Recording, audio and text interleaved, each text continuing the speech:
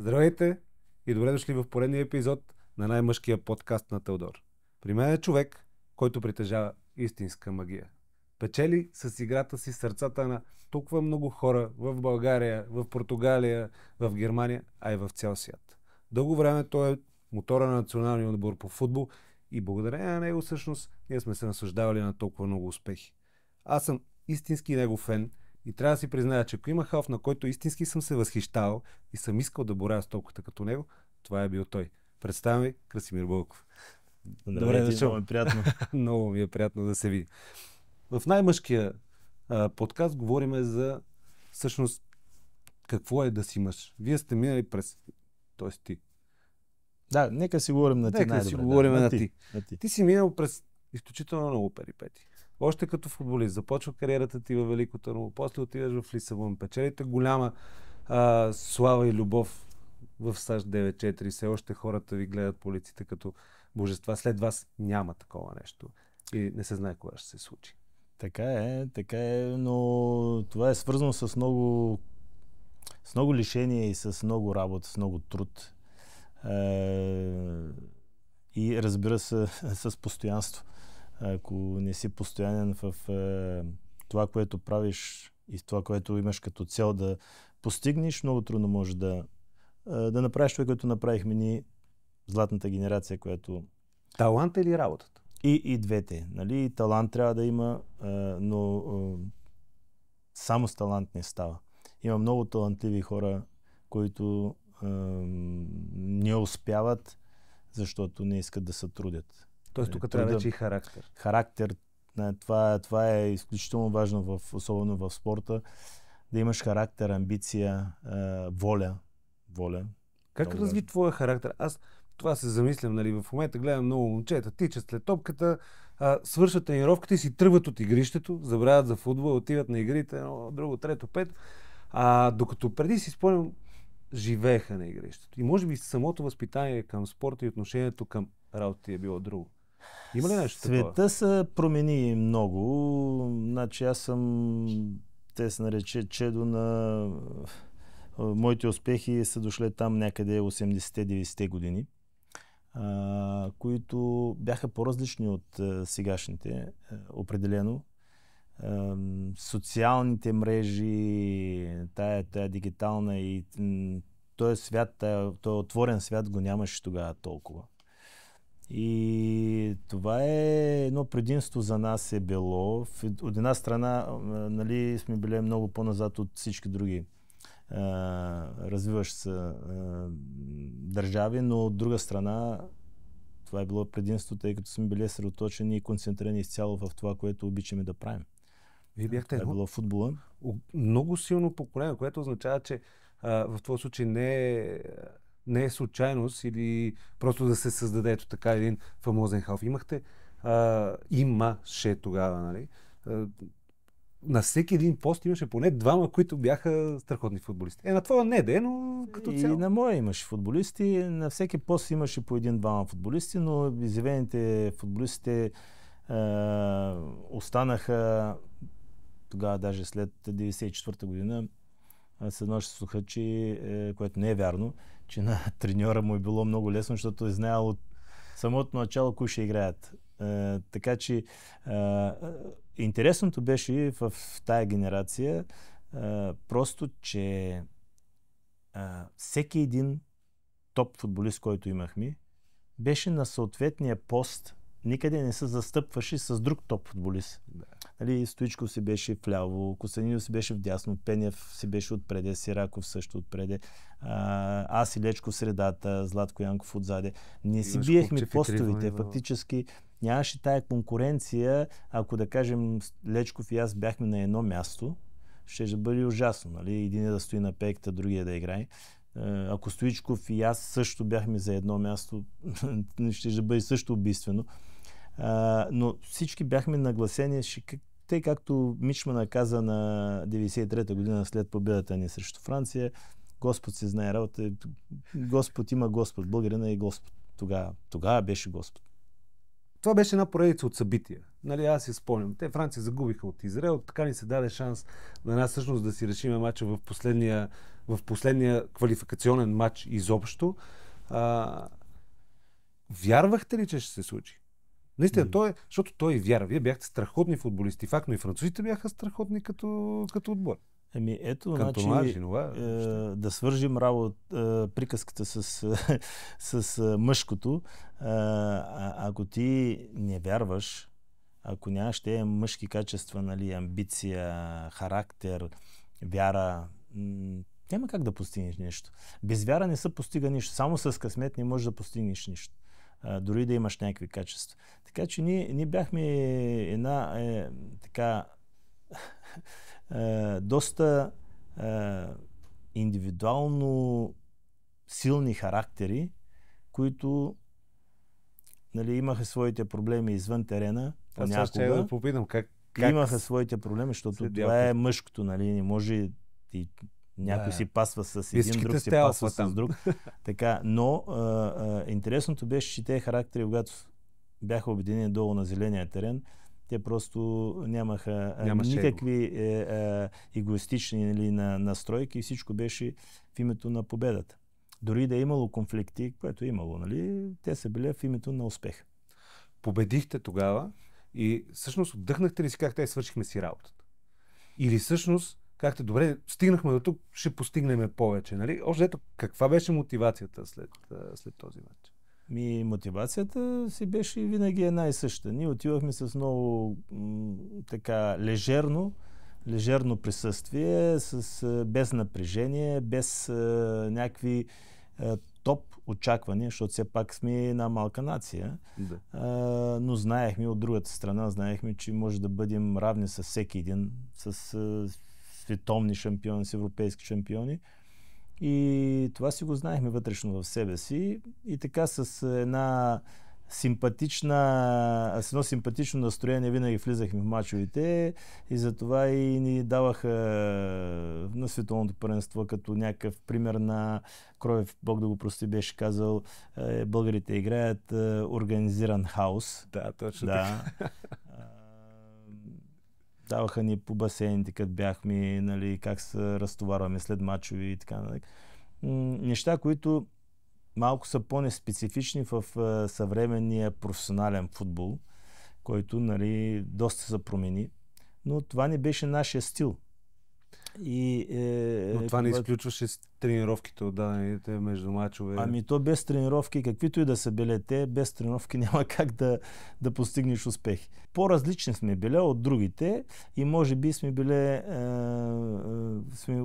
умерили точната рецепта за така нужното спокойствие да имаме, за да се справим с това напрежение, което има по време на световно първенство. Това ще да бъде следващия ми въпрос. Това е следващия ми въпрос. Всъщност, как се калява такъв характер? Защото аз все повече осъзнавам, че не е достатъчно само да имаш в краката си таланта или в главата си или в ръцете си, нали, всеки каквото му е дал Господ, но всъщност трябва да имаш и характер. И според мен това е нещо, което бих искал да върнем още в самото начало, още преди Велико Търново, още в семейството, в което, примерно, ти си решил да станеш футболист и имало човек, който казва, окей, давай, нали, ако си тръгнал да се отказваш, може би имало такъв момент. Не знам, някой да е казал, не, щом си се хванал, ще го докараш до край. Имало ли такива случаи? Така ли е? В моето израстване като футболист, за разлика от сега, когато самата тематика, когато някой млад, талантлив човек, момче, иска да стане спортист, независимо дали футболист или някакъв друг спорт, родителите му казват, това не е някакво бъдеще, не е сигурно бъдеще, трябва да учиш, трябва да изкараш някаква професия, която да се реализираш. Тогава просто времето беше по-различно и родителите, поне моите родители, на повечето, които познавам, изобщо не са се месили в това дали искам или не искам, или дали ми е омръзнало и искам да спра. Просто те ни оставяха да правим това, което най-много обичам и което най-много ни харесваше. И това беше моето... Спорта беше абсолютно вътре в мене и аз сам взимах това решение да бъда спортист. Участвах и в гимнастика, и в атлетика, и в футбол, но в края на краищата футбол ме привлече най-много и започнах. И ние като фен само спечелихме от това нещо. И така излезе накрая. Добре, имало ли е момент, в който си искал да кажеш стига? Не. Не е такъв момент. Нямаше такъв момент. Единственият момент, който взех решение да кажа стига, това беше завършване на кариерата ми.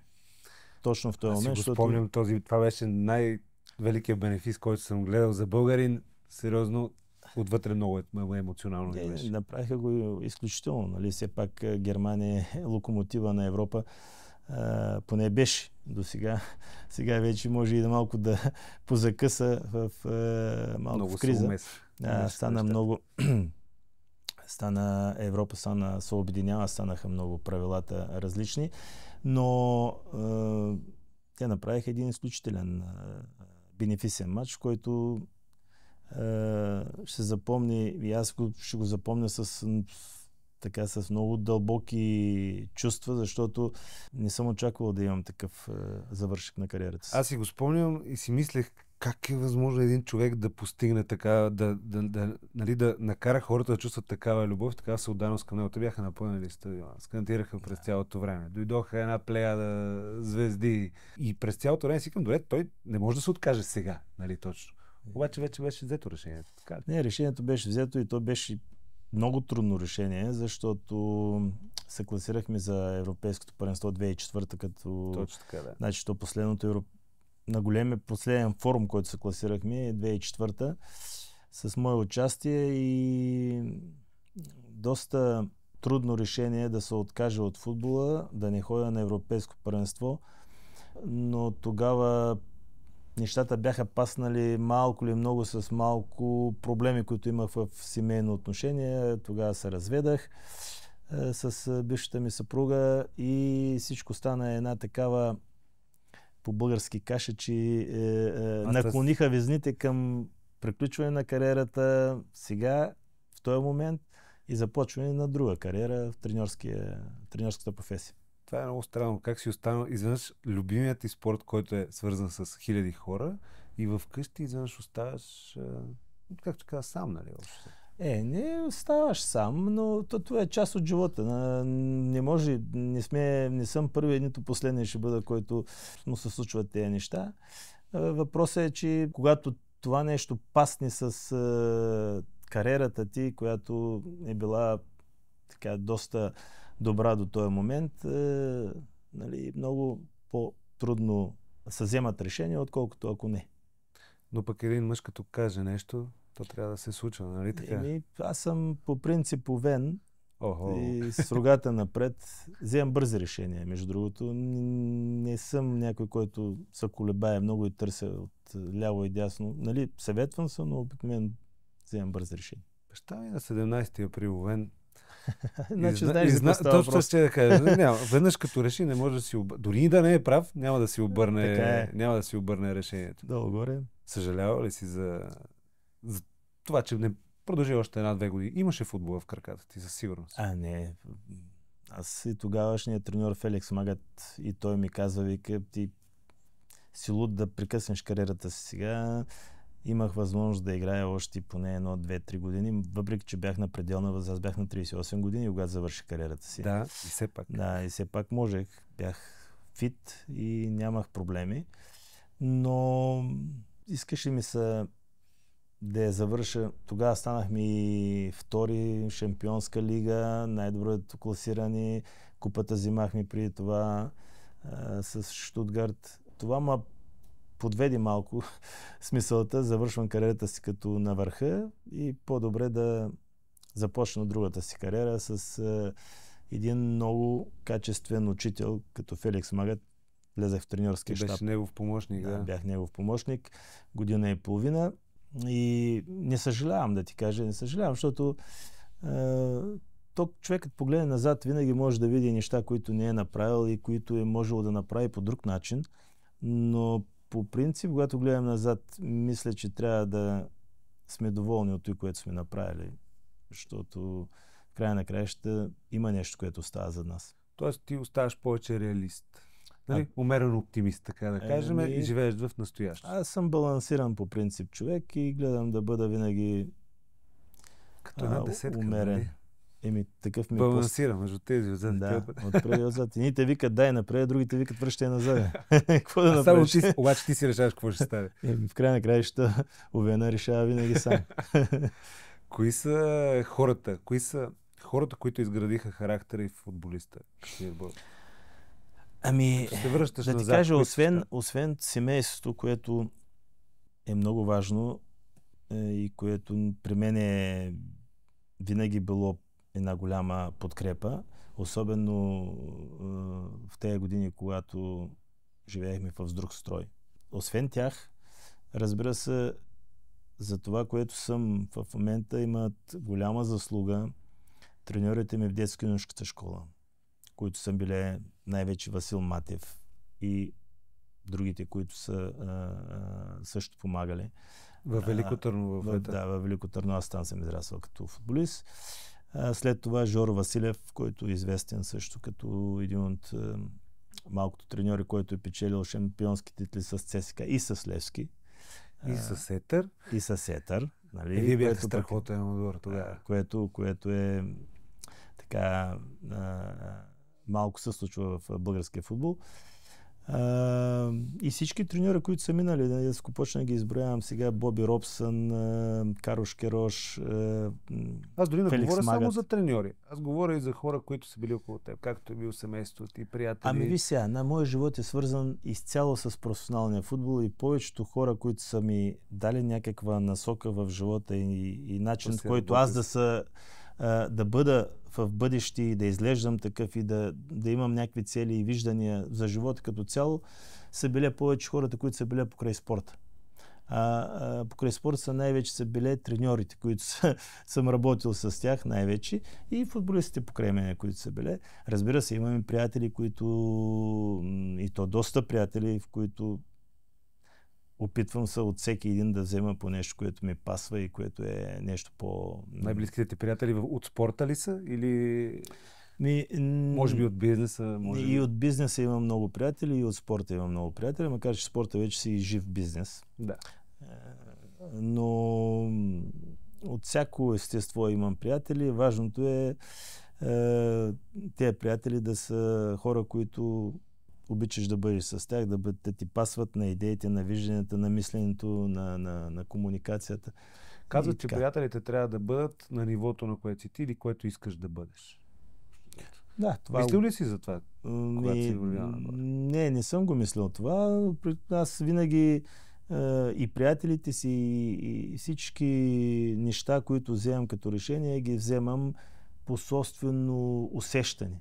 Когато усещането ми е позитивно и добро и го усещам човека отсреща, нали, винаги може да ми бъде приятел или пък добър познат. Тоест имаш силна интуиция към хората. Явно, че имам интуиция към хората. Предава. Значи много рядко имам хора, с които съм ги смятал за приятели и после се оказало, че не са приятели. Късметлия си. Тази гледна точка. Да.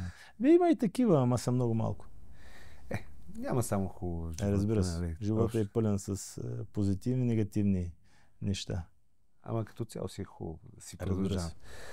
Добре, когато растеше и в кариерата, тя изискваше да показваш и пред хората определено поведение, нали? По-джентълменско, дори като външният ти стил. Тогава, сега се връщам назад и не си спомням да съм те виждал с Самсунг, примерно. Нали? Освен преди загрявката за матч. Значи, Samsung съм си вкъщи, когато така имам свободно време, гледам телевизия, филми, чета си. Те неща си ги правя вкъщи с Samsung. Навънка бил съм и с Samsung. Сега, ако предишното време го съпоставя с сегашното време, с удоволствие бих облякал Ансуга на Христо Стоичков, например. Сега, няма никакъв Просто съвсем друг вид и визия, и марка и така нататък. Преди нямахме тези възможности. Не беше отворен светът толкова, за да може да имаме някой... Даже се радвахме, ако случайно от някъде не излезе някакво горнище на Adidas. Да не говоря за други марки. Nike или изобщо не бяхме ги чували, да ти има на дума. По това време, 70-те години. Така че... Анцуга всъщност сега се явява като някаква така реликва, като нещо, което са се стремяли да имат хората, ама по-малко са имали възможност да се докоснат до него. Анцуга сега вече влиза и в модерното време за мен. Това сега обяснява доста има много така известни хора, които през свободното време, събота и неделя, филмови звезди и така нататък се обличат като с Анцуга, зависимост от стила. А твоя какъв? Как обичаш да си събота и неделя? Аз съм... Повече ми пасва той 60-90-те години стил. Класик. Винтидж, да. Не, той не е класически, но той съчетае нещо подобно, което съм сега аз облечен. Също така обичам от време на време да бъда и с малко по-цветно облекло, но общо взето спортно елегантно. Спортно елегантно. Не експериментираш много с външния си вид? Не експериментирам. Това беше оверсайз, например, стила. Изобщо не знам просто не е мой стил. Другите стилови, зависимост от, да кажем, ако имам някъде прием някакъв или поканен съм някъде на по-важни събития, обикновено се дава стила на събитието и гледам да го спазвам. Нали? Но това е страхотно, че имаш отношение. То не може да нямаш, когато си спортист на такова ниво, каквото съм бил аз. Значи аз съм бил на политически събития, бил съм на официални, нали, FIFA, UEFA събития, бил съм на фирмени събития от голямо естество. С папионка съм бил съм с вратовръзка, бил съм с какво ли не. Замисля ли се, защото в Щутгарт предполагам, че като излезнеш, не можеш да направиш повече от 4-5 крачки без да те разпознаят. Тогава също мислиш ли сигурно ли трябва да излезна, защото хората ще ме възприемат по определен начин? Не, определено в развитието си като човек, нали, е нормално и логично заедно с твоето развитие да ти се развива и начина на обличане и стила на и да даваш пример. И да даваш пример. Когато обаче аз не случайно съм има неща в живота, които трябва да се съобразява един известен или популярен човек. Това са да бъдеш пример за младото поколение, защото все пак морално погледнато ние сме привилегировани от обществото хора, независимо, че имаме талант. Ние сме го заслужили. Не сме си го заслужили, но по една или друга причина ти трябва да бъдеш някакъв пример. По тая причина съм и вече повече от 25 години СОС детски селища посланник на добра воля. Това ми е социалната дейност, която там съм решил, там съм, ти не си слънце да огрееш навсякъде, но все пак нали, другото нещо е, че в времето ти се развиваш като човек, който публично се показва.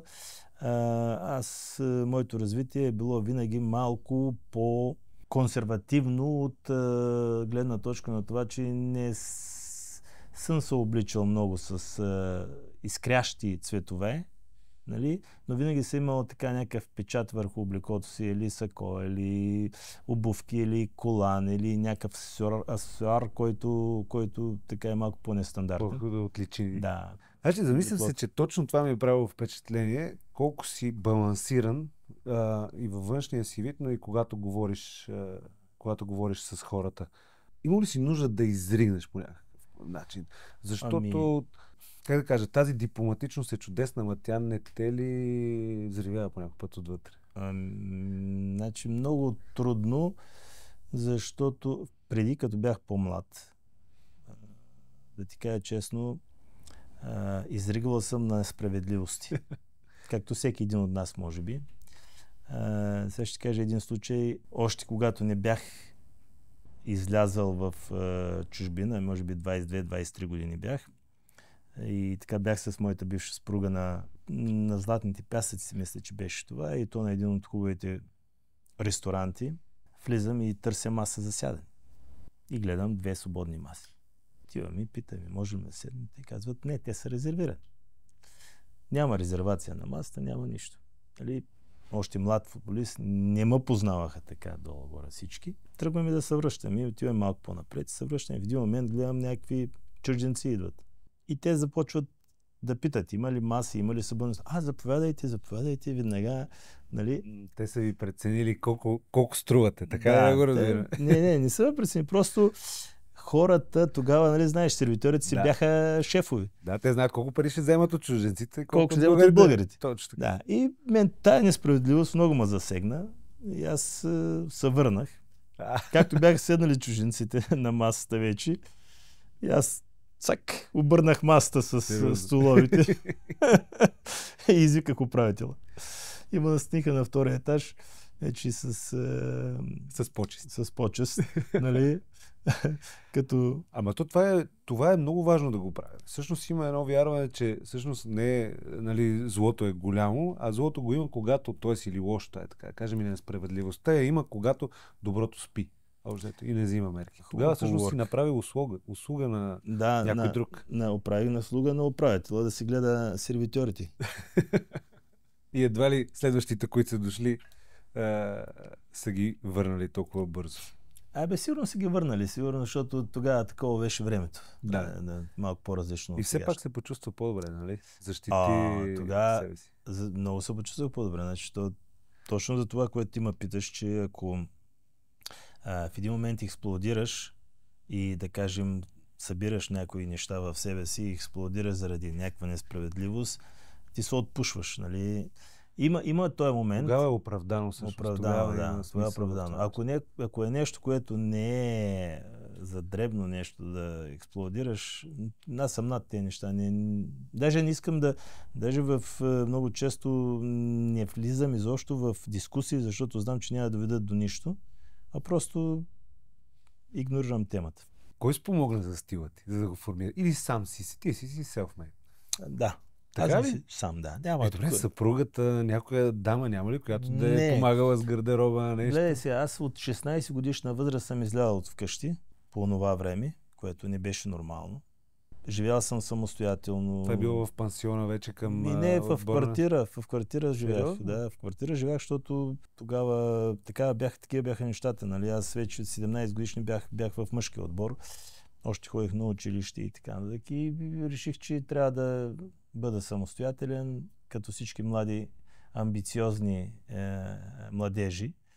И така, майка ми от време на време идваше ми помага, но по принцип много от малък съм си сам и сам съм си печелил прехраната, сам съм си живял, формирал стила и така нататък от много гледани, виждани и животът те формира, защото в края на краищата хубавото беше, че изгледах на 24 години, изгледах в чужбина, което долу-горе е млада възраст. Тогава видя ли голяма разлика между... Как няма да видя? Огромна разлика тогава беше уникална. Тогава, значи, това е 90-те години при устройката. Ние още карахме жигулите и москвичи тук и се обличахме с шалвари. Точно така, да. Така че... Още се търсиха обувки по такова. Тези са за износ, нали, значи стават. Независимо от това. Още спортни кецови китайски. Ромиката? Китайски. Китайските, да, имаше и китайските кецове, които бяха най-търсените и като ги намерихме, се радвахме много и след една седмица отдолу им слагахме лепенки, защото бяха много тънки и се протривах. Ама бяха пък чужбински. Да, бяха много такова търсени. Живота е една приказка, която всеки си разказва по различен начин и всеки за всеки си е окей. От Велико Търново в Лисабон. Отиваш там? Най-далечната точка на Европа, значи аз като отидах с голямо желание и амбиции отидох, защото ме води спорт, футбол. Ти вече беше женен? Аз се ожених точно по това време, когато трябваше да тръгна. И то пак с мисълта... Това не мога да повярвам. При теб има някаква съдбовност. В момента, в който идеш от България, нали, тръгва кариерата ти вече нагоре, се жениш? Аз се ожених, защото тогава сега трудно мога да си го представят младите хора, защото те са живели в отворен свят. Но тогава ние живяхме до 90-те години в затворен свят. Никога не съм си представил, че мога да излеза някъде другаде, освен Румъния. И то евентуално в края на кариерата. Да, в Румъния, някъде в тогавашния Съветски съюз или такива държави, които нямат нищо общо с това, което сега в момента виждам. И в един момент се отваря възможност да отидеш в друга държава. И първата мисъл, която е сега какво ще стане с моя живот. Нали? Аз имам приятелка, ако отида там без нея, какво става, какво не става и вземам решение бързо. Ще се жени. Вече сме се разбрали, че като вземеш решение няма връщане назад. Да? И се оженихме и след 6 месеца моята съпруга беше и в Португалия с дъщеря ми, тогава родена. Тя точно на 24 години се роди, когато аз тръгнах да излизам. И живота започна приказката. Започна приказката. Ти беше един от най-обичаните халфове в Лисабон по това време. Спортинг беше, точно се клатушкаше някъде и изведнъж почна да върви нагоре. Аз имах добри колеги, които играех в Спортинг, като Фиго, като Пауло Соза, там Ивкович, един от най-големите вратари. Доста добри футболисти минаха през Спортинг. Винаги са минавали добри футболисти през Спортинг и сега също са много качествени футболисти. Даже тая година, ето сега в понеделник заминавам за Португалия. Ще бъда сигурно и с президента на Спортинг и по всяка вероятност ще бъда на 26 май на купата на финала на Спортинг Бенфика. Ще бъде финала, а тая година Спортинг може да стане и шампион. Не може те 7 точки отпреде. Се надявам и да стане шампион и на последния мач може би ще бъда. Жалко, че съм свързан с треньора. С треньора, ама той отива вече, качва нивото, няма как. Два пъти ще ги направи шампиони. Това е мечтата сега на треньорите, да стигнат до висшата лига, нали така? Там е най-сладко. Най-сладко, да. Но не говорим дори само за пари, говорим като футбол и като отношение. Парите вървят с футбол. Значи там, където са многото пари, там е и хубавия футбол. Не може да бъде хубавия футбол. Едно време викахме, да бъдеш бразилец в Бразилия, но футбола в Бразилия няма нищо общо с футбола, който модерния се играе сега в момента в Европа. Ти вярваш ли, че за да си истински добър спортист, трябва и да си добър човек? Като не слагам някакви критерии за добър човек. По-скоро имам предвид човек, който е добър пример за тях. И какво трябва да прави извън футбола този човек, за да бъде такъв? Ако вземем сега нашите постижения футболни с един Христо Стоичков, който абсолютният пример за тая работа. Един Бербатов, който също има фондация, която се занимава подпомага млади футболисти, млади спортисти, не само футболисти, млади спортисти, да им възможност. И той ще ни бъде гост. Да, един Стилян, който също отворя фондация, Стилян Петров. Аз съм на СОС детски селища. Такива трябва да бъдат известните ни спортисти, да са просто да бъдат пример и да бъдат в някаква дейност, която да създават възможност на младите ни след нас генерации, които идат, първо като пример да им бъдат и после да ги подпомагат с каквото могат. Гледаме в момента снимки на, примерно, италианския национален отбор. Те изглеждат фамосно. Да. На испанците, на португалците, всичките са като модели извадени. В ваше време имаше ли такова нещо и всъщност базикахте ли се помежду си кой как се облича, кой какво носи, как изглежда, кой е небрежен, кой да? Разбира се, че имаше стилови на различни футболисти. Значи има хора, които съобразяват с времето, с модата, гледат да се обличат долу-горе в стил на самото време. Да, примери в твоето отбор, кои бяха? Примерно такива, като си затворя очите, за кой се сещаш такъв? Един самостоятелен стил, който би на стила на винтидж стил, По-екстравагантен, по един Данчо Лечков. Да. Той си остава до ден днешен в своя стил, който... Значи нямаше да се сета за него, ако... Той в един такъв стил си върви някакъв смесица между винтидж стил и хипстър стил. Тоест винаги може да го не познаеш, типичният много хипстър стил, но има така. Но може той е разпознаваем. Той, където да го видиш, той е разпознаваем. Ицо си е с своя стил, той долу-горе пасва с ситуацията и наглас се вижда. Той гледа, винаги спрямо случая да бъде в правилно облечен. Нали... Кой беше най-стилен от вас? Аз сега като те гледам ще кажа ти, но ти какво мислиш? Значи най-стилен от нас по това време, може би те, които по-рано отидете, Ники Илиев беше стилен тогава. Той си играеше в Италия, в Болония. Италия е позната с стила си, нали? Все пак ти, когато работиш и живееш в Италия, имаш много по-богат избор на вид, на стил. Малко хора имаш, които не обръщаха внимание на себе си в какъв стил се движат. Имаше и такива, но са малко. Значи трябва за да си добър футболист, разбирам, трябва да си малко егоцентрик. Не може. Трябва да си малко сует. Да, сует трябва да има, защото в края на краищата ти си публична личност. Не може да се обличаш както си иска. Има и такива, които се обличат както си иска и изобщо не, както тая поговорка, проемат по външния вид, те изпращат по ума. Точно така. Но тя също си важи. Но все пак, когато си в публично пространство, за мен е моето лично мнение, че трябва да се съобразяваш. Значи, винаги съм се чудил, кога един човек разбира и осъзнава, че е много добър в това, което прави. Ти има ли такъв момент, в който той като просветление, така си мисля аз, който се го иска? Аз май наистина правя нещо правилно, нали? Това, което правя. Наистина съм много добър в това, което правя. Самочувствието, нали? Имал съм такъв момент и той е в спорта, в футбола. Без да си арогантен, всъщност го осъзнаваш. Не, осъзнавал съм го и го знам. И знам, че съм там за себе си незаменим. Нали?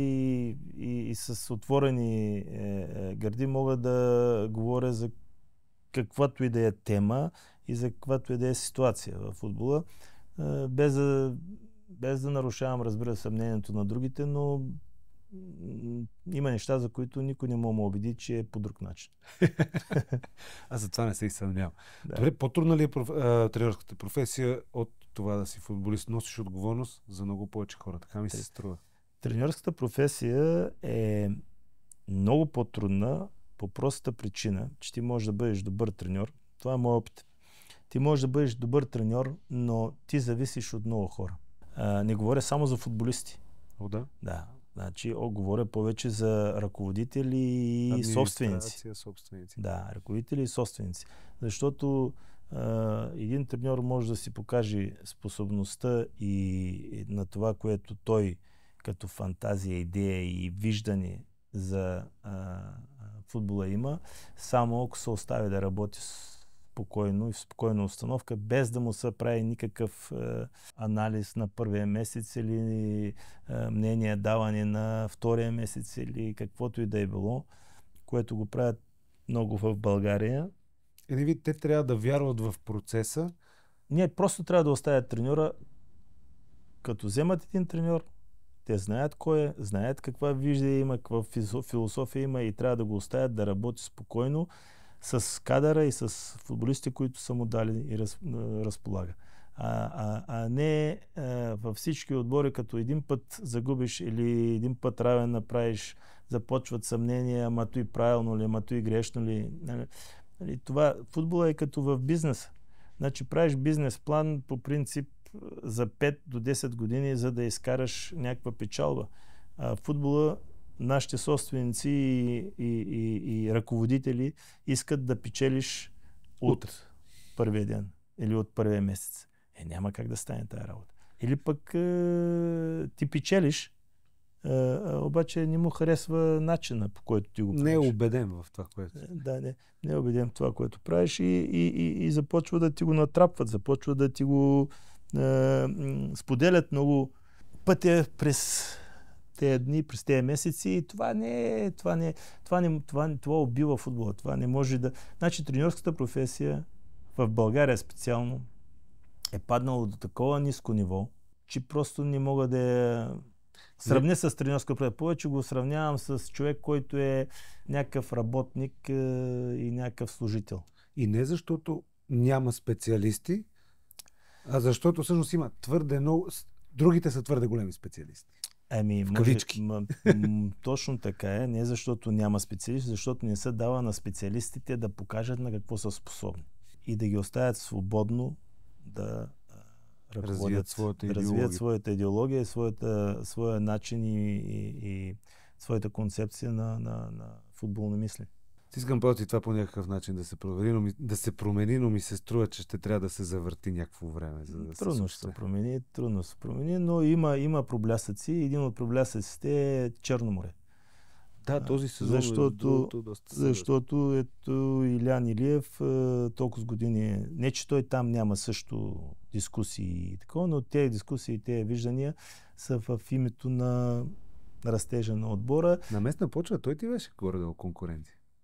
Илян беше много добър футболист и аз даже съжалявам, че той не го взимаха 94-та година с нас. Можеше да бъде с нас спокойно, защото качествата ги имаше. Със сигурност. Но така е станало. Времето не мога да го върнем.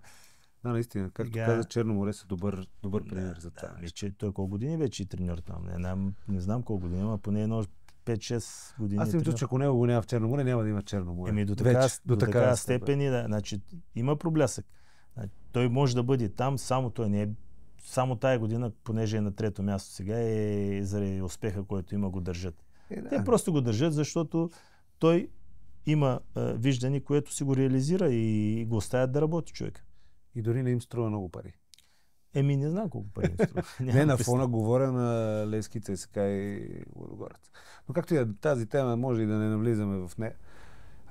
Но ние оставаме винаги в търсене на тая бяла лястовица, както в момента е Черно море. Надявам се да повече клубове да се случат по този начин. Да направят всяко едно отношение е така, и в модата е така, и в футболния бизнес е така, и в другия бизнес същата работа. Все търсим нещо, което за съжаление много трудно се намира. В този контекст ми е много интересно какви са според тебе тези мъжки качества, които трябва да притежава един подрастващ общо взето и които трябва да изгради в себе си, които ти цениш много. Какво си искал да имаш? Значи, в сегашното време много важно един млад така талантлив човек, било то спортист, какъвто и да е, трябва да има две много важни качества за мен. Едното е амбицията и постоянството в той, което иска да постигне. Защото най-големият проблем на младите хора сега, а и не само на младите хора, изобщо като цяло в нашето време, е, те не си дават време за постигане на целите си. Значи, те искат от днеска за утре да си постигнат целите и ако не ги постигнат, смятат, че това не е тяхното поприще и започват да мислят за нещо друго. Това е пълна грешка, която обаче много трудно може да се обясни на повечето млади хора. Има, разбираш ли, процент от млади хора, които са постоянни и тръгнат, преследват си целите и си ги постигат. Да, той пътя не винаги е само нагоре. Това е така. Но много пъти съм срещал с хора, които след една година или година и половина, това не е моето, ще трябва да се ориентирам на друго място. Те не си дават време, за да си постигнат целите. Не, че нямат качество. Тоест те трябва да развият характер, който в него... Характер е важен. То на всяко отношение характер е важен и постоянството и амбицията да... Дисциплина. Те са много фактори. Дисциплина, лишения, те неща, които са свързани с постигане на някаква цел. Не може да в живота си да постигнеш нещо, както, например, ние сме го направили като спортисти, футболисти, да нямаш постоянство. Няма как да стане. Всъщност ти би развил това в някой млад човек. Той да бъде дисциплиниран и постоянен. Да, освен от това, че разликата в самия начин и условия, за да се постигнат, например, говоря за футбол, да постигнеш таланта, който има един млад футболист днеска в България, за да го развиеш и да достигне нивото на средноевропейските стандарти и над тях да мини, той трябва да работи в определена среда, в определена инфраструктура, която, за съжаление, в България няма. И я много подценяват. Много я подценяват, като мисля, че като технически са грамотни футболистите и се работи, що годе по съвременен начин ще стигне. Но това не стига. Трябва ли да се работи с всеки индивидуално? То в България друг начин няма, защото клубовете нямат те инфраструктури, не им предоставят тая възстановителна база. Много от родителите, които имат възможност и работят с децата си, дават ги на индивидуални тренировки, например физическа подготовка на индивидуални тренировки. Или ходят да правят в някакви центрови възстановителни процедури, където в самия отбор не могат да ги правят. Значи аз говоря като цяло, не говоря само за да кажем за Лудогорец, ЦСК. Аз съм бил в Етър треньор, бил съм в Етър. Нямаме и сауна даже за възстановяване там.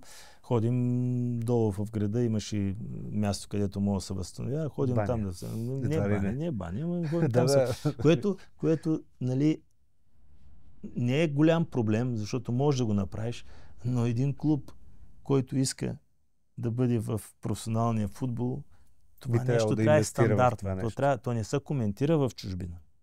Да. А ние тук в България, ако тръгнем да го коментираме и на нас не казват на треньорите, ви търсите причини да се оправдавате. Много са факторите, които играят роля за един добър футбол в българското първенство. Ще ти покажа сега няколко снимки, които ще ми е интересно да ми разкажеш за събитието и какво стои зад тях и как си избрал туреци за даденото място.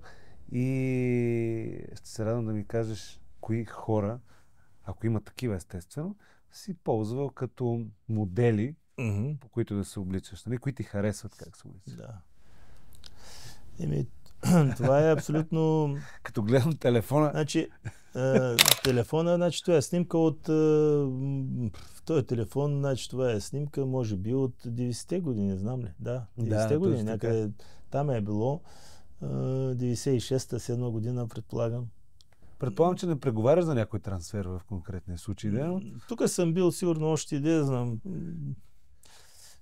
Не мога да ти кажа, не мога да се сетя точно къде съм бил, но телефона ми дава само сигнали, че съм бил края на 90-те години. Края на 90-те години. Но пак ти е доста добър стил. Харесвам и сивото, с червеното, бялата риза, отгоре си съчетал добре. Това мисля, че е добре съчетано. Особено когато си треньор, аз съм бил треньор на Кайзерслаутърн, на Бундеслигата. Там по принцип не мога да излезеш да се покажеш. Някои треньори си обличат ансузите. Аз не обичах да си обличам ансузите на клуба, но и това съм го правил. По принцип винаги гледа да се обличам по-елегантно. Да, така фокус е върху теб. Да видим следващата снимка. Точно тогава, може би съм бил 2004-та, 2005-та с помощник с Феликс Магът. А това не е бил, примерно, клубният ви костюм? Не. Това мой личен костюм не е бил клубният ми костюм. Но това може би ми казва, че е било след 2006-та. Може би, когато съм бил треньор на Грасхопър Цюрих и играх там една приятелска среща с тях. И това може би е този момент. Вече е друго изражението. Давай нататък да видим. Ето един спортно-елегантен стил. Някакво интервю съм давал за Забелязвам, че обръщаш внимание на часовниците, използваш ги като аксесуари. Да, това съм. Аз, между другото, съм много голям привърженик на Rolex. Имам доста часовници Rolex. Този часовник, сега имам един добър, така много интересен момент с него, когато отидах в Щутгарт първата година, имах златен часовник Rolex, който изцяло златен. Бях си го купил тогава още в началото на 10-те години, когато започнах да печеля пари в спортинг за първи път. Си купих. С това си се наградил. Наградих се с един златен часовник. Тогава в Португалия се носи много злато. Да. За разлика от Германия. И с този златен часовник отивам в Германия. Една година постоянно си го държа на ръката. Гледам, никой няма златни часовници в Германия. Само аз се разхождам златен часовник и един журналист се престраши да бяхме така по-добри отношения и вече като знаех немски ми вика, бе, бала, вика, моля ти дам един съвет. Викам, кажи, бе, какво ще ми дадеш? И той вика, моля го смениш този часовник, вика. Да, вика, този часовник, вика, в Германия, като си футболист, нали, тези неща не са много, не идват много хубаво при хората. Вика, смени го, служи някакъв друг, ама да не е златен. И аз си купих тоя, който е 3 пъти по-скъп от златния ми часовник. Да. И го сложих и той ми вика, като ме видя, вика, супер. Сега си перфектен. Сега вече ставаш за Германия. Сега вече ставаш за Германия. Не, ама това е вече културата и начина, по който хората. Аз в Германия, Португалия се обличах по съвсем различен начин, отколкото в Германия. Така ли? Да. Дай ми пример, моля. Това ми е интересно. Германия е по-консервативна в тези неща, нали, когато ходиш на приеми и когато си поканен някъде на много важни места, мога да стоиш каквото искаш. В Германия има много хора, които имат Ферари, Порше в гаражите си, но карат А-класа. Да, или Volkswagen. Или Volkswagen. Нали, когато ходят работно време. Той събота и неделя си излизат с Ферарото, ходят си навсякъде, но петък до събота си карат друга кола. Тоест един вид фокуса им не е върху това, което притежават, а това, което правят всъщност в Германия, докато в Португалия е малко, щом изкарвам и мога, ще си го и покажа. Малко като в България. Да, точно. Ще да го кажа. Да, малко като в България. Все пак не забравя, че имаме тежко наследство. Преди това не са имали хората и затова всеки иска да флексва. Значи, ние имаме тежко наследство, ама и португалците имат тежко наследство. Да. Те имат Салазар, нали, тогава също диктатура е било и така нататък. Така че ние малко по различен начин си приличаме с португалския менталитет.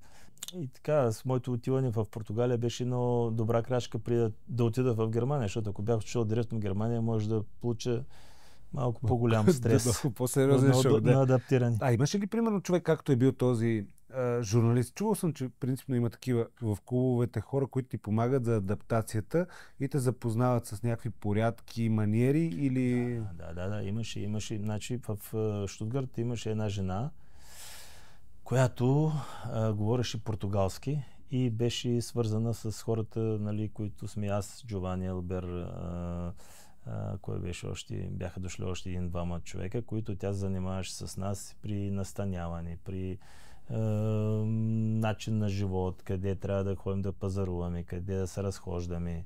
На всичките неща? Да. Имаше жена, която пълно професионализъм. Ти го кажеш в България сега. Те, които са, да кажем, които занимават тим менеджерите, които са на клубовете, те се занимават с тази работа, но те не са обучени за това нещо. Там имат хора, които точно за това са обучени. Значи преди мен е бил Дунга, също много голям футболист, който тогава не са имали. Значи преди 95-та година не са имали такъв човек, но Дунга е много лоша ситуация имало с него. Той сам се е оправил и интеграцията му не е била както трябва. Трудно, да. И те това са го видяли и след това са казали, от сега нататък трябва да намерим човек, който да занимава с чужденците, които идват в Германия. Направи ти нещо впечатление тогава? Нещо странно, което те е предупредила или те е научила, или ти е казала тази жена? Или всичко е било окей? Не, всичко е било окей. Повечето неща просто ни показаха кои региони, какви са, къде е по-добре да се ходи, къде да не се ходи. Такива неща, които специфични немски ресторанти, къде са кое е близо до кухнята, която обичаш. И така. Разбрах. И ни помагаш. А това е, ето, ще кажа, това е кърпичка. Тук си страхотен. Кърпичката, да. Нали, общо ето, Трипластен една костюм жилетчица, с една жилетка. жилетка лилава, така като не се вижда. Много аристократично да. изглеждаш. Това е с сина ми, даже това миналата година или И той е по-миналата фен на година. Rolex. Той носи на баща си часовниците. Така е. Да. Крайна сметка. Бяхме в Марбея, на Нова година карахме там. Близки ли сте с сина ти? Да. На какво го учиш? Какво му казваш? Гледай какво прави баща ти и се учи. Добре, това е гениално, да. Това е вече, той е ясно, той си гледа, но той си има собствен път, търси още, нали, като всеки млад човек, търси така, реализацията си в своя бизнес и в... Близо ли е до това, което ти правиш той? Или по-скоро наистина е тотално различно? Сина е много близо. Той е менеджер. Той е менеджер на футболисти. Аз тая професия за мен, аз му казах, ти си тръгваш по един много трънлив път, защото трябва да си много разчупен, много комуникативен, много агресивен, даже понякога, ако искаш да успееш. Дипломатичен, всякакъв, трябва да си готов на всякакъв удар под кръста, защото тая професия е свързана с много сложни ситуации. Аз тая ми харесва, искам и му помагам колкото мога. Ти ще му помагаш от чисто спортен характер. Да, аз му давам моите контакти, всички, които има. Но се справя и така, доволни са хората, които работят с него. Неговия стил е малко по-различен от това. Малко по-гангстър. Той е по-младежки стил, но пак е в този сектор, нали, който и аз... Той има така интересно обличане, на мен ми харесва неговия стил. Има отношение към дрехите си. И има много голямо отношение към дрехите. Добре, да минем напред още малко. Тук изглеждаш чудесно. Мен ми харесва начинът, по който изглеждаш. Да. Тук е някъде по-близко. Долу-горе, може би било миналата година или по-миналата година. В Щутгарт си избран за най-обичан футболист. И то не е много далече тази анкета, която е... Аз съм избран в Щутгарт, аз съм избран в Спортинг. Точно така, да. Той са двата клуба, които са ми... те се каже маркирали целия футболен живот. По-трудно е обаче да впечатлиш германците. Аз от тази гледна точка го казвам. Особено чужденец. Те не винаги се обръщат към... Да, правилно. Аз в Германия бях 8 години. Да. Докато в Португалия бях 5. В Германия бях 8, след това станах треньор. Там и живеех. Там имах и до ден днешен живея. Имам собственост. Там са ми израсли децата, които... Ти си част от града. Че все пак... Мерцедес, Порше и ти. Мерцедес, Порше и аз, да. Заедно с тях. Точно така. Ама ти на Бенефиса бяхте с едни точно Мерцедес и кабриолети. Всички те тогава бяха основни спонсори на Щутгарт, най-беше. Не, те са винаги основния спонсор на Щутгарт. Не баш сега основния, но сега в момента не са, но те са Мерцедес Бенц Арена, се казва и стадиона. Тогава на моя бенефисен матч те си направиха показно абсолютно всички модели, които имаха и те произвеждаха тогава по тогавашното време, като във всеки един модел беше някаква звезда седнала. Така беше, да. И нали, така... елитарно събитие. Елитарно събитие. На вечерята, която правихме тогава, вечерята може би не са я показвали по телевизията, ме вкараха в ресторанта на Мерцедес, на музея, фактически беше вечерята, с първия Мерцедес, който е с една ръчка. Виждал с съм две го места. в музея. Да, на снимки може би. Той беше шефа на Мерцедес тогава. Той ме вкара вътре в ресторанта и с тая кола влязахме и спряхме и било е голяма чест. Не, те си направиха също и уникална реклама, нали, което си е окей, защото Мерцедес все пак поддържа спорта, футбола и така нататък. Коя е любимата ти марка кола? Извинявай. Мерцедес. Добре, да не питам повече. Аз друга не съм сядал. И ще я заместиш с Порше само. Разбирам го това нещо. Тук аз колкото пъти я гледах тази снимка и преди това, смятам, че бих искал всичките да можем да остаряваме по начина, по който ти и да изглеждаме по този начин. Поздравявам те и за външния вид, и за осанката, и въобще за погледа, за всичко, което правиш. И това са във времето, когато човек е спортист, ако не се поддържа и не продължи да се грижи за да себе грижи си. за себе си, да, няма как. Какво правиш сега за себе си? Сега правя много неща. Аз постоянно съм в движение, спортувам доста, играя много тенис, играя голф, което са по 5-6 часа навънка вървиш. Освен това, че от време на време бягам също. Ходя много рядко, но ходя и на фитнес. Внимаваш ли какво ядеш? Да ти кажа честно, съобразявам се какво ям. Ям по-малко месо. Нали, повече риба ям. И така, зеленчуци. Но няма някаква, кой знае каква диета или съобразяване с храната. Гледаш да ставаш активен? Да, гледам, ако се случи да ям в седмицата 2 пъти малко повече с приятели насам натам, другите 2-3 дена редуцирам. Просто балансирам. Целият ми живот е баланс. Да, ти каза, че си... Във всяко едно отношение. Да видим следващата снимка. Да, ето той е пак... Фотосесия за... Защото за модел, тук си за модел. Не, тук е за... Не знам дали мога брандови да казвам. Давай. Това е фотосесия за Бетано, колкото си спомням. Добре са ви подбрали, между другото. Кой ви е стилиста? Те си имат различни хора, които се занимават с тая работа. Са много професионално работят. Какво отношението ти всъщност към бетинг компаниите? Знам, че ти представляваш Бетано и въпреки всичко. Знам, че много хора се отнасят, нали, и което е логично и закономерно към бетинг компаниите, не ги харесват много, но вижте, ако бетинг компания няма в България, ако бетинг компаниите не са вътре, държавата не финансира и една стотинка за футбола.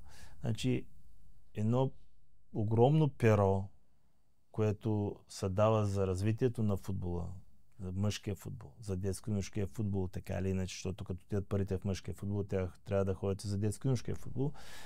Това е от бетинг компаниите. Значи, бетинг компании са спонсори на основно на футбола, но не само на футбола. И ако погледнете всички компании, които са вътре, ако той нещо изчезне, кой ще ни финансира? Освен аз ме интересува футбола. Няма как да се храни спорт. Да, няма от какво да се храни спорт.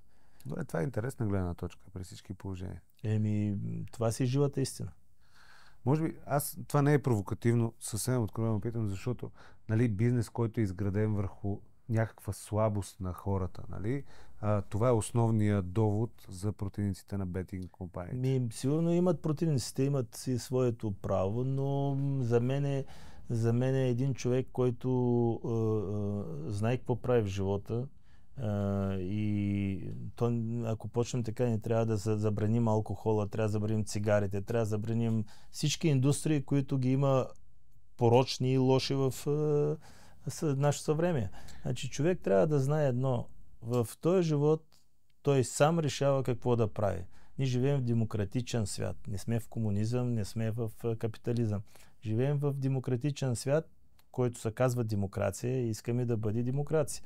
Когато е демокрация, значи трябва да имаш свобода, а човек решава какво ще прави. Тоест това, че нещо го има, не означава, че трябва да се възползваш от него. Това е част от начина на живот, който е основата, която е дадена в Да, ти си напълно прав. Ако видиш едно отровно цвете, ще си вземеш ли от неговия плод? Разбира се. Може и да го направиш по твое желание. Плюс и повечето бетинг компании абсолютно категорично правят реклама, че трябва да се внимава с залаганията, че трябва да бъдат отговорни хората, които го правят и нещо. Разбирам твоята позиция. Добре, значи исках да те питам в днешно време, кои са хората, на които ти харесва как се обличат и как се държат в обществото? Значи, за да дадем примери така с хора, които са познати, нали, аз имам много приятели, които ми харесват и се обличат, ама ако им кажа имената, няма ги знае никой. Да. Джордж Клуни, като при него има по-малко свободно време, показвания, не сме го виждали много. Но той по-малко е екстравагантен. Но той е определено. много балансиран също, нали, долу-горето, и което аз ми харесва, както аз се обличам. Ще да кажа, че ти ми приличаш на него. Много често го виждам в такъв стил. Нали, когато е в свободно време, малко по-самостоятелен стил има, не е някакъв. А от спортните натури? Бекъм, пример. Бекъм е стил. Бекъм си е марка. Той вече си е марка. Да, той си е марка. Той каквото да обличе на него се му отива и се му пасва. Но той съм го виждал в оверсайз стил, виждал съм го в типичните... При него е малко и кашон да сложи. Да, и кашон и също ще бъде окей. Да, нали? Но той си е марка стандартна. На големите футболисти всички, които са, като вземеш Меси, вземеш Зидан, нали? Те, които са... Който да покаже, те са хора, които знаят какво да правят и как да се обличат. Не са... Покрай футбола винаги върви и модата. Значи, крачка до крачка върви и модата. Не е типичната мода, която е, но винаги, нали, футболист ли е, значи е свързан с малко ли много с модерните неща. Футболист, мода, моделки и така. Да. Какво да правиш? Да. Боли, обзет. Но те футболистите май са съвременните гладиатори, така изглежда и излиза. Има и такива, които мрънкат много, но не повечето. Има, значи явно нещо има. Те футболистите винаги са свързани там с гимнастика, с мода, не може. Разказвам ти само една случка и приключвам, и тя е следната. Отивам на лагер. Пак така има... Аз съм много бивш футболист. Нали знаеш, че те в България много са бивши. Но играх в Левски, отиваме на лагер. Преди 3 дни се е върнал баща ми. Откъде? От Щутгарт. Какво аз имам? Това фанелка. Така, 3 дена не съм я свалил от себе си, както мога да си представиш за какво става въпрос. Подарява ми тази фанелка на мене, нали, аз съм футболист тогава, нищо, че съм играл в Левски, няма значение. И аз 3 дена не я свалям от себе си, буквално. И отиваме на тренировка. Аз си свалям фанелката, оставям си я в сака, нали, прибирам се и ни бяха обрали целите. Всичко, което имахме. Единственото, което ми бяха взели на мене, беше твоята фанелка. Често ти казвам, за първи път в живота аз не съм ревал никога, дори и тогава, нали, взето, обаче 2 дена ходих като болен. Единствения ми случай. Така че... Трябва да ми кажеш, ще ти дам още една. Не си я проса в момента. Само казвам, че освен, че съм ти се и възхищавал, нали, твоята фанелка ми донесе така най-голямо усещане за загуба. Ще я коригираме тая случка. 2 фанелки съм имал, твоята и на Яръж в Ливърпул. Нея също не знам къде е вече, между другото. Сериозен. Мисля, че я бях дал за някакъв търг преди време и тя си намери своя... Аз имам много малко фанелки останали, защото всичко съм аз търгови на такива неща, благотворителни дейности съм ги пораздавал и малко са останали от фанелки. Добре, какво ти предстои отпред? Какво си подготвил за напред? Какво ми предстои? На мен винаги ми предстои нещо. Тая година ще видим какво ще излезе сега лятото, като свърши сезона. Най-вече се надявам, че ще почне някъде да работя, защото аз си обичам професията и чакам с нетърпение. Лошото е, че в България има малко клубови, в които можеш да... Винаги е възможно да излезеш в чужбина. Работиш. Да, в чужбина също съм работил и не е проблем да излезе в чужбина, но не е толкова лесно и в чужбина вече, защото треньорите са много. Ма ти имаш сериозна визитка. И имам сериозна визитка. Ще видим. Времето ще покаже. Това е едното. Другото е... Имам някои приватни проекти, които нали, сферата на недвижимите имоти, които искам да реализирам до края на годината. И общо взето с това се занимавам. Много ще се радвам да станеш и част от нашия бранд под една или друга форма. Ако не тази година, със сигурност за следващите месеци или година. Благодаря. Вие имате един уникален партньор като Христо Стоичков. Растеме заедно. Растеме заедно. Няма как да бъде. Много ти благодаря, че ми беше на гости и ще се радвам още веднъж, за да обсъдим и допълнителни теми. С удоволствие. Благодаря на всички.